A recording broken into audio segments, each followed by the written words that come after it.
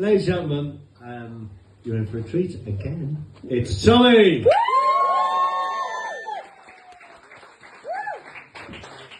Right, can I just say first of all, my name's Tommy, but if you're taking pictures of me, not from this angle. I'm not that kind. So yeah, I'm here to tell you about my quarter life crisis. I just turned 27, and in 1 year I started playing guitar, taking acting classes, watching anime, reading manga, and I started a Pokemon card collection. But yeah, so I guess I'm just turning into a massive nerd, but that's okay because being a nerd's kind of cool now. But I guess now that I'm 27, I'm very close to becoming an actual, real adult. And what terrifies me about that is getting up early. When I wake up at 6 a.m, I grab my phone, I try to unlock it. I look so rough that not even my facial recognition recognises me. It's like, iPhone unavailable, try again in 1 minute.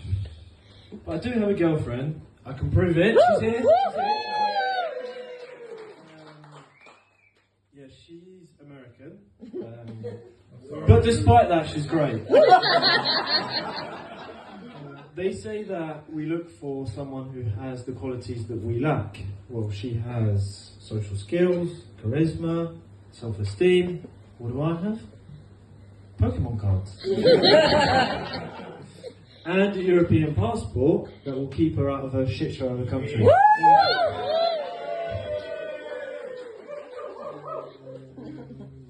I know I sound quite English, but I consider myself more French because I grew up in France.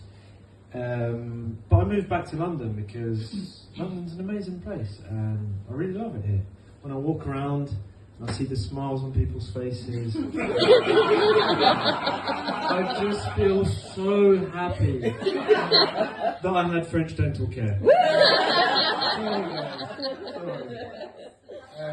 One thing they say about us French is that we smoke a lot, and I have to say it's true.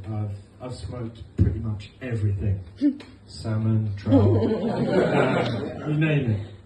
But just tofu these days because I'm vegan. I felt like I had to say that.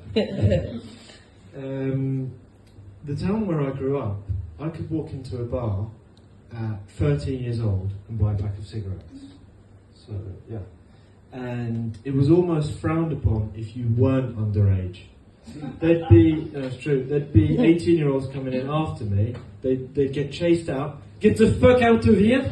You are too old for this shit! Grow up!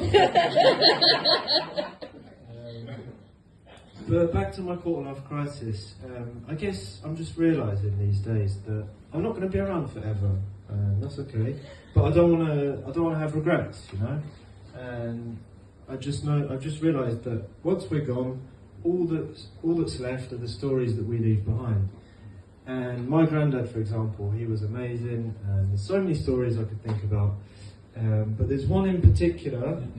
It's the last time I saw him. Actually, I learned a really vital lesson, and it is be careful where you sit in a care home. At one point, one of the residents got up for a nap. I stole her seat. So I sat down. At first, it was really nice. It was soft and squidgy.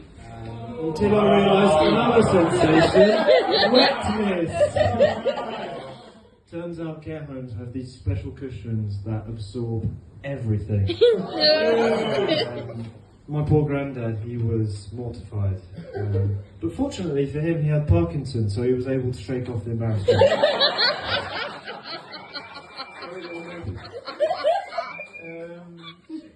But yeah, so what was I going to say? Oh yeah, knowing that my granddad likes a drink, I brought the finest Belgian beer I could find.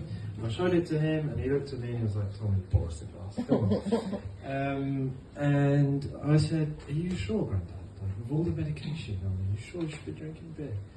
And he looked at me with a smile. He said, "Tommy, I can do anything I want." And so he drank the beer. and we had a lovely night.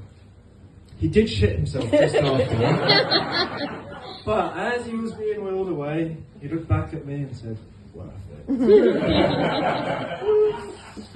So I guess that day, looking back, I realised I learned something incredibly important, and that is